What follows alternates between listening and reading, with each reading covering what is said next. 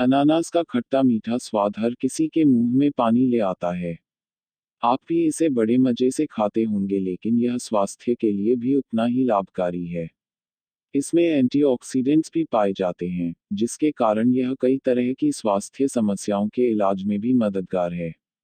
खासतौर से कफ व कोल्ड होने पर अनानास का सेवन कर ना काफी लाभकारी है।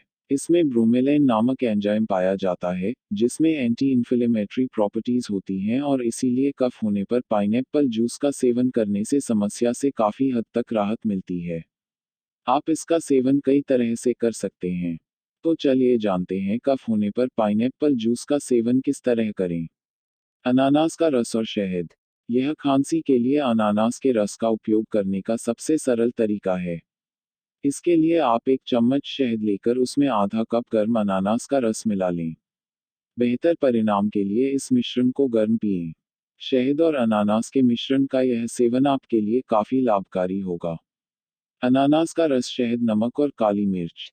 कफ से छुटकारा पाने के लिए आप एक कप अनानास का रस, आधा से अधिक चम्मच शहद, एक चुटकी नमक और एक चुटकी काली मिर्च लें। इन सभी सामग्रियों को अच्छी तरह मिलाएं। दिन में 3 बार इस मिश्रण का लगभग 1/4 कप पिएं। साथ ही इस बात का भी ध्यान रखें कि आप पूरा दिन पर्याप्त मात्रा में पानी पिएं। रखें इसका ध्यान। यूं तो अनानास का रस कफ के उपचार का एक घरेलू उपाय है, लेकिन अगर आपको इसके सेवन के बाद किसी तरह की परेशानी हो रही है तो आप इसका सेवन तुरंत बंद कर दें। अगर आप अनानास के जूस के साथ किसी तरह की दवाई का सेवन कर रहे हैं तो इसके बारे में डॉक्टर से परामर्श अवश्य करें। इसके कारण आपको कई तरह की अन्य परेशानियों का सामना करना पड़ सकता है। अनानास के रस के अतिरिक्त कफ के इलाज के लिए आप अदरक की चाय, सूप, नमक के पानी के गरारे व भाप लें।